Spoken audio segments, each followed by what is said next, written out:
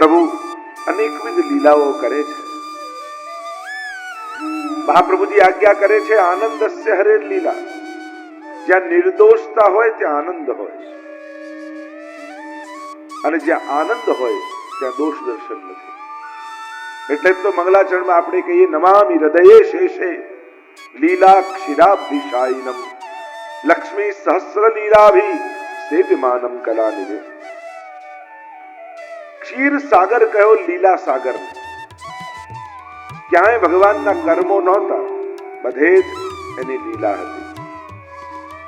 જુદી જુદી રીતે જુદા જુદા લોકો પર કૃપા કરવા માટે પ્રભુએ આ જુદી જુદી લીલાઓ કરેલી છે. જેનો જેવો ભાવ એવા ભાવને ભગવાન પૂર્તિ કરે. કોઈને યુદ્ધ જ લડવું હોય તો પ્રભુ યુદ્ધ લડીને આનંદ આપે, કોઈને રાસ કરવો હોય તો પ્રભુ એને રાસ કરીને આનંદ આપે. જે જે ભાવે શરણે આવ્યો ઠાકોરજી એનો એ ભાવે સ્વીકાર કરે. પણ પ્રભુની સામે જે પણ આવ્યા એ ભલે વેર ભાવે આવ્યા, શત્રુ ભાવે આવ્યા કે સ્નેહથી આવ્યા, પણ ભગવાને કોઈની પણ અધોગતિ કરી નથી. ત્યારે આપણે એમ કહીએ કંસને મારીને એને નરકમાં નાખ્યો, એમ કહીએ કંસનો ઉદ્ધાર કરે, પૂતનાનો ઉદ્ધાર કરે, શિશુપાલનો ઉદ્ધાર કરે. ભગવાન મારે તોય જીવની અધોગતિ નથી કરતા, કરે છે તો ઉદ્ધાર જ. એ શરણે આવ્યો, ભલે ઉત્તમ ભાવથી શરણે નથી આવ્યો, પણ અજાણતા પણ વેર ભાવે પણ શરણે આવ્યો ને તો ભગવાન ઉદ્ધાર જરૂર કરે. કોઈ પણ ભાવે, ભાય કુભાય અનકાલસો ભક્ત દ્રોહે ભક્ત્યા ભાવે ભક્તેશ્ચાતિ ક્રમે કૃતે, કોઈ પણ રીતે પરમાત્મા સાથે જોડાઓ, તે કૃપા જ કરે. આગળ અનેકવિધ પ્રકારની સુંદર સુંદર લીલાઓના વર્ણન કર્યા છે. પ્રભુના પુત્ર થયા પ્રદ્યુમ્નજી, અને પ્રદ્યુમ્નજીના વિવાહની કથા આવી. રતિ સાથે એમના વિવાહ થયા. આ પ્રદ્યુમ્નજી સાક્ષાત અલૌકિક કામદેવનો અવતાર છે. કામદેવ ભગવાનના પુત્ર રૂપે આદિદૈવિક કામદેવ પ્રગટ થયા. યમનાષ્ટકમાં પણ મહાપ્રભુજી આજ્ઞા કરે છે. પહેલા શ્લોક, કેવી શોભા યમુનાજીની છે, તો કહ્યું સ્મર પિતુ શ્રિયમ બિભ્રતિમ. સ્મર એટલે કામદેવ. આગળ યમનાષ્ટકમાં સ્મર શ્રમ જલાણુ ભી. સ્મર પિતુ, સ્મર એટલે કામદેવ ને એના પિતા એટલે કૃષ્ણ. સ્મર પિતુ શ્રિયમ બિભ્રતિમ, એની શોભાને ધારણ કરવા વાળા શ્રી યમુનાજી છે. એટલે કે આબેહૂબ પ્રભુ જેવી શોભા શ્રી યમુનાજી. પણ ત્યાં મહાપ્રભુજી ઉલ્લેખ કરે સ્મરપિતુ એ રીતે, કામદેવના પિતા રૂપે. આ પ્રદ્યુમ્નજી અલૌકિક કામદેવનો અવતાર છે, અને શંભરાસુર એ લૌકિક કામનો અવતાર છે. અલૌકિક કામ ભગવત સંબંધી છે. પુષ્ટિ માર્ગે હરિદાસ્યમ ધર્મ અર્થો હરિરેવહી કામો હરિર્દિદૃક્ષ. આજ ભક્તનું કામ છે ભગવાનને મેળવવાની ઈચ્છા, ભગવાનને જોવાની ઈચ્છા, જે ઉદ્ધારક છે. અહીંયા રતિ સાથે વિવાહ થયા છે. અન્ય વિવાહોની, પ્રભુના વિવાહોની કથા આવી. સત્રાજીત નામનો યાદવ દ્વારિકામાં રહેતો. એની પાસે સમંતક નામનું મણી હતું. 8 ભાર રોજ સોનું આપે. પ્રભુને થયું કે આ મણી જો રાજ્યકોષમાં મળી જાય તો સમગ્ર પ્રજા સુખી થાય. અને આમ વિચાર કરી સત્રાજીતને કહ્યું તું આ મણી અમને આપી દે, રાજ્યકોષમાં આપી દે. સત્રાજીતે આપવાની ના પાડી, ના આપ્યું. એકવાર એના ભાઈ પ્રસેન એને મણી આપેલો, અને પ્રસેન શિકાર કરવા માટે જંગલમાં ગયો હતો. શિકાર કરવા, પણ પોતે શિકાર થઈ ગયો. અને આટલા સમય સુધી પાછો ન આવ્યો. એટલે સત્રાજીતને એમ થયું કે આ મણી કૃષ્ણને જોઈતો હતો, મેં ન આપ્યો, એટલે મને લાગે છે મારા ભાઈને મારીને એને આ મણી લઈ લીધો. ભગવાન ઉપર આળ લગાડી. આ દુનિયાએ તો ભગવાનને પણ છોડી નથી. અને એટલા માટે જેને ભક્તિ કરવી હોય એને બહુ સંસારનું સાંભળવું. અને જો બધાનું સાંભળવા જશો તો તમારું તમે નહીં કરી શકો. અને એટલા માટે જે સત્ય છે, જે પવિત્રતા છે, જે ભગવદ આજ્ઞાઓ છે, એને પાળવા માટે પોતાનું મન મક્કમ કરી અને એને જીવનમાં સ્વીકારે. લોકો શું કહેશે એનો બહુ વિચાર કરનારો વ્યક્તિ ક્યારે પોતાના મનનું નથી કરી શકતો, પોતાના જીવાત્માનું કલ્યાણ નથી કરી શકતો. વાર્તા સાહિત્યમાં તમે જુઓ તો ઘણા લોકો હતા એવા, પણ ભક્તો નિશ્ચિત રહ્યા, દ્રઢ રહ્યા, એટલે આજે પણ એ ભક્તોની ગાથાઓ ગવાય છે. પ્રભુને થયું કે હું આને સમજાવવા જઈશ તો માનવાનો નથી, લાવ હું પોતે મણી ગોતવા જાઉં, મણી ગોતી સત્રાજીતને પાછો આપી દઉં, જેથી મારા પરથી લાંછન જાય. અને આમ વિચાર કરી પ્રભુ વનમાં શોધવા માટે નીકળ્યા. શોધતા શોધતા વનમાં ક્યાંય આગળ નીકળ્યા અને સત્રાજીતના ભાઈ પ્રસેનનો મૃતદેહ દેખાયો અને બાજુમાં સિંહના પંજાના નિશાન હતા. સિંહને મારી નાખેલો. સિંહના પંજાની પાછળ પાછળ જતા પ્રભુ શોધતા શોધતા આગળ વધ્યા, ત્યાં સિંહનો મૃતદેહ દેખાયો અને રીંછના પંજાના નિશાન. એની પાછળ પાછળ પ્રભુ ગયા. એક ગુફાની અંદર સુધી નિશાન જતા હતા. પ્રભુએ ગુફામાં પ્રવેશ કર્યો અને એક રીંછે તરાપ મારી પરમાત્મા. ભયંકર યુદ્ધ થયું પરમાત્મા સાથે. આ રીંછ કોઈ સાધારણ રીંછ નતો, એ રામા અવતારના જાંબુવાનજી હતા. પ્રભુ સાથે યુદ્ધ થયા, સમબળિયા જોયા, ત્યારે જાંબુવાનજીને જ્ઞાન થયું કે આ કોઈ સાધારણ નથી, આ તો પરમાત્મા પોતે છે. એવી કથા એમ કહેવામાં આવે કે જ્યારે ભગવાન રામ રાવણ સાથે યુદ્ધ કરી રહ્યા હતા, ત્યારે પ્રભુનું બળ જોઈ જાંબુવાનજીને મનમાં મનોરથ થયો હતો કે આવા બળવાન પ્રભુ સાથે બબે હાથ કરવા મળે તો કેવો આનંદ આવે. અને પ્રભુ અહીંયા મનોરથ પૂરો કરે. જાંબુવાનજી ઓળખી ગયા, કહ્યું કે મણી તો આપ લો, પણ મારા સંસારનું મણી એ જાંબુવતીજી સાથે આપ વિવાહ કરો. જાંબુવતીજી સાથે પ્રભુના વિવાહ થયા છે. મણી લાવીને સત્રાજીતને આપ્યો છે. સત્યભામાજી સાથે પ્રભુના વિવાહ થયા. અષ્ટપટરાણીઓની આ દિવ્ય કથાઓ છે. આગળ કાલિંદી, મિત્રવિંદા, સત્યાભદ્રા, લક્ષ્મણા, આમ અષ્ટપટરાણીઓ પ્રભુના થયા. આ અષ્ટધા પ્રકૃતિ છે, પ્રભુ પુરુષ અને આ પ્રકૃતિ. આગળ ભૌમાસુરે 16,000 કન્યાઓને કેદ કરીને રાખી છે પોતાના કિલ્લામાં. ચારે બાજુ પાણી ને વચ્ચે આ કિલ્લો. 16,000 કન્યાઓને કેદ કરીને રાખી છે. પ્રભુને વિનંતી મોકલી છે, આપ અમને મુક્ત કરો. પ્રભુ ગરુડ પર સવાર થઈને પધાર્યા છે. આ કિલ્લાની રક્ષા મૂર નામનો દૈત્ય કરતો. પ્રભુએ મૂર નામના દૈત્યને માર્યો. પ્રભુનું નામ પડ્યું બોલો મુરારી ભગવાન. પ્રતિબંધ દોષ રૂપ હતો, પ્રભુ એને દૂર કર્યો. એટલે તો યમુનાષ્ટકમાં યાદ કર્યા, મુરારી પદ પંકજ સ્ફુરદ અમંદ રેણુત્કટામ. કેમ ગોપાલ ન કયા, કેમ કૃષ્ણ ન કયા, મુરારી શબ્દનો પ્રયોગ મહાપ્રભુજી યમુનાષ્ટકમાં કરે છે. કારણ કે મૂર નામનો દૈત્ય ભક્ત અને ભગવાનને મળવામાં પ્રતિબંધ દોષ છે. યમુનાષ્ટકમાં એટલા માટે મુરારી શબ્દનો પ્રયોગ કર્યો કે યમુનાજીમાં જે રજ છે, તમે પાન કરો જલનું ને રજ ભીતર જાય, એટલે તમારા જીવનમાં ભક્તિમાં જે કોઈ પ્રતિબંધ આવે છે એ યમુનાજી દૂર કરી આપે. જ્યારે પણ તમને એમ લાગતું હોય કે મારે ભક્તિ કરવી છે, સેવા કરવી છે, સ્મરણ કરવા છે, પણ જીવનમાં ઘણા પ્રતિબંધ છે, બને તો યમુનાષ્ટકનો પાઠ કરો. નિત્ય યમુનાજીના પાન કરજો. કૃપા કરશે ઠાકોરજી, કૃપા કરશે શ્રી યમુનાજી. ભક્તિમાં આવતા સઘળા પ્રતિબંધો દૂર થઈ જશે. કારણ કે આપણે ભક્તિ કરવા નીકળ્યા, આપણે સારું કરવા નીકળ્યા, એનો અર્થ એવો જરાય થતો નથી કે આપણને દુનિયામાં બધા સારા જ મળશે. એક વસ્તુ યાદ રાખો, સારા માણસો ન ગોતો, માણસમાં સારાઈ ગોતો. સારા માણસ ગોતવા જશો તો એકલા રહી જશો, પણ માણસમાં સારાઈ ગોતવાની વૃત્તિ હશે ને તો તમને દરેકની અંદર કોઈ ને કોઈ સારાઈ દેખાશે, કોઈને ગુણ દેખાશે. ગુણ દર્શન દ્રષ્ટિ બહુ દુર્લભ છે. પ્રશંસા કરી દેવી સરળ છે, પણ તમે પ્રશંસા સાચા અર્થમાં ગુણ જોઈને કરો છો. કારણ કે ગુણ જોઈને તમે પ્રેરિત થાઓ છો. જે જોઈને આપણે પ્રેરિત થઈએ એને કહેવાય ગુણ દર્શન.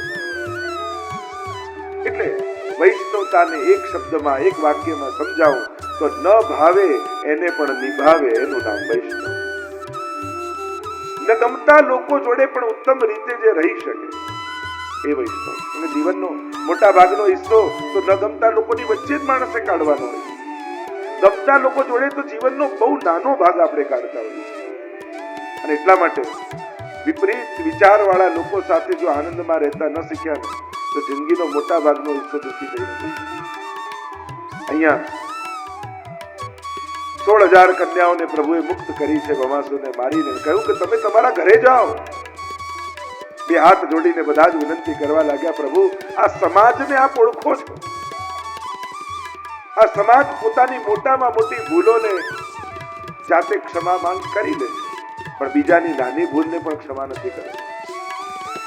અરે એક રાત્રિ ક્યાંક રહી જાય કન્યા તોય ગામના લોકો વાત કરે, અમે તો આટલા સમયથી આ અસુરની કેદમાં છીએ, આપ અમને ઘરે મોકલશો, આજ આપ અમને અમારા રાજ્યમાં મોકલશો તો સમાજ અમારો સ્વીકાર નહીં કરે, અમારી નિંદા કરશે, અમને જીવવા નહીં દે શાંતિ.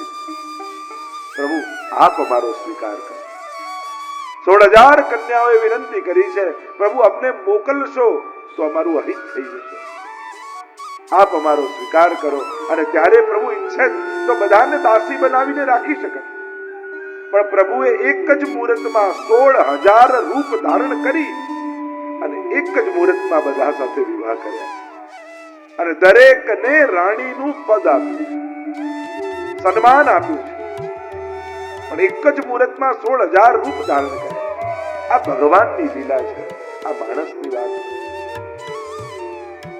મનુષ્યો ઘણીવાર ભગવાનને લઈને, એમની લીલાઓને લઈને અનેક પ્રકારની તર્ક વિતર્ક કુતર્ક કરતા હોય, પણ કથા ભગવાન રૂપે ગવાઈ છે, મનુષ્ય રૂપે નથી ગવાઈ. પંચાધ્યાય પણ શરૂ કર્યું તો ભગવાન અપીતા રાત્રિ, આ ભગવાનના બધાને માન આપ્યા છે, સન્માન આપ્યા છે. આગળ ઉષા અનિરુદ્ધની વિવાહની કથા આવી, નગરાજાની કથા આવી.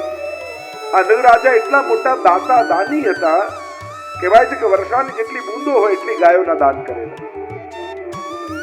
કાચિંડો બનીને કુવામાં પડ્યા. યાદવો સાથે પ્રભુ પધાર્યા છે, ઉદ્ધાર થયો છે. પોતાના જન્મની કથા કહી, પૂર્વ જન્મની, કે હું નગરાજા હતો, કેટલીક ગાયોના દાન મેં બ્રાહ્મણને કર્યા અને જે કર્યું હતું દાન એમાંથી એક ગાય પાછી મારી ગૌશાળામાં આવી અને એ જ ગાય બીજા દિવસે બીજા બ્રાહ્મણને દાનમાં આપી દીધી. બંને બ્રાહ્મણમાં એવો ઝઘડો થયો કે શ્રાપ રાજાને લાગ્યો અને કાચિંડો બનીને કુવાના પડ્યા. અને એટલા માટે દાન માટે પણ આપણે ત્યાં વિચાર કર્યો, શ્રદ્ધયાદેયમ અશ્રદ્ધયાદેયમ શ્રિયાદેયમ રિયાદેયમ પિયાદેયમ સંવિદાદેયમ. ઉપનિષદ દાનના પ્રકાર બતાવે છે. દાન ભોગ અને નાશ આ 3 જ ગતિ છે ધનની. કાં દાન આપો, કાં ભોગવી લો અને કાં નાશ થઈ જાય. કર્મના સિદ્ધાંતમાં તમે વાપરી ગયા એના માટે લખ્યું છે, પણ તમે મૂકી ગયા એ કર્મના સિદ્ધાંતમાં નથી લખ્યું. કારણ કે તમે જે મૂકીને જાઓ છો એ તમારું હતું જ નહીં, એમ શાસ્ત્ર કહે. એ તો જેને મળ્યું એના જ નસીબનું હતું, ખાલી તમે મહેનત કરીને એના માટે ભેગું કરી આપ્યું. તમે જે ખર્ચ્યું એ તમારું. તારું કશું ન હોય તો છોડીને આવતું અને તારું બધું જ હોય તો છોડી બતાવતું. વાપરો એટલું તમારું. અને એટલા માટે સત્કર્મો કરવા હોય તો મારા ગયા પછી આમ કરજે, ગયા પછી આમ કરજે, એના કરતા પોતાના હાથે કરીને જાઓ. તમારા જાતે જે કરી જશો એ તમારા ભાગ્યમાં લખાઈ જશે. મૂકી ગયા અને જેના હાથે થયું એ એનું. શાસ્ત્રોમાં એના વિશે કાંઈ નથી. તમે ભલે એમ વિચાર કરો કે મારી એફડી પાકે, પણ એના પહેલા તો તમે પાકી ગયા છો. અને એટલા માટે 3 જ ગતિ છે. શાસ્ત્ર તો એમ કહે કે જે ભેગું કર્યું બધું મૂકીને લઈ જવાનો કોઈ રસ્તો નથી. મારી પાસે છે રસ્તો. તમે અહીંયા જે સુખ ભેગું કર્યું, તમે ઈચ્છો છો કે આવતા જન્મમાં બધું સુખ પાછું મળે. આ તો શું લઈ જવાનો રસ્તો નથી ને. બધા છોકરાઓ ઉપર કરે, તમારા માટે આટલું મૂકીને જઈશ, તો છોકરા કે લઈ જાઓ ને ભેગું, અમે ક્યાં ના પાડીએ. રસ્તો છે નહીં એટલે આપણે ઉપકાર રૂપે ખપાવીને જઈએ. તમે કાંઈ નહીં કરો તો ચાલશે, કોઈના કરવાથી એના ભાગ્યમાં હશે જ એને મળવાનું છે. પણ અહીંયા બધું જ ભેગું કરેલું સુખ આવતા જન્મમાં લઈ જવું હોય તો મારી પાસે રસ્તો છે, અને રસ્તો એક જ છે. જેમ તમે અહીંયાથી અમેરિકા જાઓ તો આપણા રૂપિયા ચાલતા નથી, ડોલરમાં કન્વર્ટ કરો છો ને પછી ચાલે. એમ આ જન્મમાં મળેલા સુખને જો પુણ્યમાં કન્વર્ટ કરી દેશો તો આવતા જન્મમાં એ સુખ મળ્યા કરશે. આ એક જ રસ્તો છે. તમારું આ જન્મમાં ભેગા કરેલું સુખ જો તમારે પાછું જોઈતું હોય તો તમારા હાથે તમારા સુખને પુણ્યમાં કન્વર્ટ કરીને જાઓ. કારણ કે પુણ્ય ભાગ્યમાં લખાઈ જશે, સુખ ભાગ્યમાં લખાતું નથી. એ તો સુખ તો પુણ્યનું ફળ છે. અને જો પુણ્યમાં કન્વર્ટ કરી દેશો તો કરોડો લોકોમાં તમારું આ પુણ્ય તમને ગોતી અને તમને સુખ આપી દેશે. દાન ભોગ અને ના શરણ જ ગતિ છે. ધન કા દાન આપો, અને જ્યારે જ્યારે દાન આપો છો તો એનો વિચાર પણ છે. જ્યાં દાન આપો ત્યાં જુઓ ખરા કે બરાબર વપરાય છે કે નહીં. અને દાન લેનારી સંસ્થાઓએ પણ જાગૃત રહેવું. જે નિમિત્તે મળ્યું હોય એ જ નિમિત્તે વપરાય, અને એમાં પણ બંને એટલો વહીવટી ખર્ચ ઓછો થાય એ સંસ્થાઓમાં એનો પ્રયાસ કરવો જોઈએ. ઘણીવાર બહુ મોટી મોટી સોશિયલ વર્કની સંસ્થાઓમાં એમનો વહીવટી ખર્ચ જ 40-50% ખર્ચી નાખતા. એટલે દાન તો 50% જ આવ્યું હોય એ 100માંથી 50% દાનની જગ્યાએ જતું હોય. એટલે જે દાન અને બીજાના ધન ઉપર સંસ્થાઓ ચાલે છે એ સંસ્થાના અગ્રગણ્ય લોકોએ પણ પ્રયાસ કરવો કે વહીવટી ખર્ચ બને એટલો ઓછો થાય. કારણ કે મળેલું દાન એ ખોટી જગ્યાએ વપરાય છે. જે નિમિત્તે મળ્યું છે એ નિમિત્તે જતું નથી. અને એટલા માટે બીજાને આ પાસે લઈને ચાલનારી સંસ્થાઓ જેટલી સાત્વિક રીતે ચાલશે એટલું મળેલા દાનનો ઉપયોગ વ્યવસ્થિત થશે. અને જે નિમિત્તે મળે ત્યાં જ પહોંચાડે. તમે પણ જયારે આપ્યું છે કદાચ સીધું જોતા નથી ક્યાં ગયું, પણ જેને પહોંચ્યું એની દુઆ તો તમારા સુધી પહોંચી જ જાય છે. એક ટ્રેનમાં જતા હતા, એક વ્યક્તિને એક અંદર ફકીર ઉભા હતા સ્ટેશનની બહાર, અને બારી પાસે બેઠા એને કંઈક આપો ને. એટલે ઉપર બર્થમાં સૂતો તો એને 100 રૂપિયા આપ્યા, કેવું આપી દો. બારીવાળાએ આપ્યા, પેલો આશીર્વાદ આપવા લાગ્યો, ખૂબ સુખી થા, ધનવાન થા, બાળકો સુખી થા, ખૂબ આશીર્વાદ આપ્યા. એટલે બારીવાળા કહ્યું મેં નથી આપ્યું, આ ઉપરવાળાએ આપ્યું. ફકીરે કહ્યું હું આંધળો છું, મારા આશીર્વાદ આંધળા નથી, એ તો જેણે આપ્યું છે ત્યાં સુધી પહોંચી જ જવાનું. એટલે તમારા દ્વારા જ્યાં જેને સુખ મળ્યું છે અને એના હૃદયમાં આવેલી હાંસ, એના હૃદયમાંથી નીકળેલી દુઆ એ દાતા સુધી પહોંચી જ જાય. એ રસ્તો ગોતી જ લે. પણ દાનનો પણ વિવેક છે. ક્યાં કઈ રીતે આપવું, જોવું આપણા દાનથી કોઈ દુરુપયોગ તો નથી કરતું.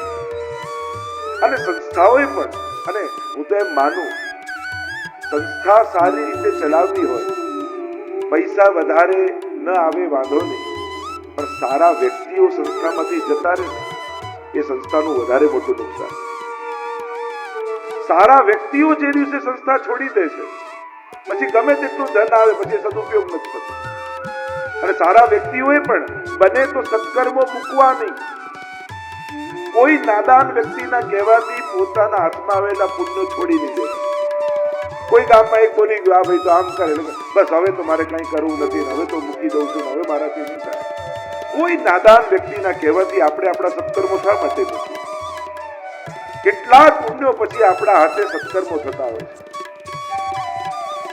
અને એટલા માટે કલિયુગમાં દાનની વિશેષતા છે, મહત્તા છે. ધર્મનું એક ચરણ છે દાન. 4 ચરણ જે બતાવવામાં આવ્યા એમાં દાનને એક ચરણ કહ્યું છે. પણ એને કઈ રીતે આપવું એનો વિચાર, અને લેનારે વધારે વિચારવું કે જો હું યોગ્ય રીતે ઉપયોગ નહીં કરું તો આનું ઋણ મારા માથે ચડશે.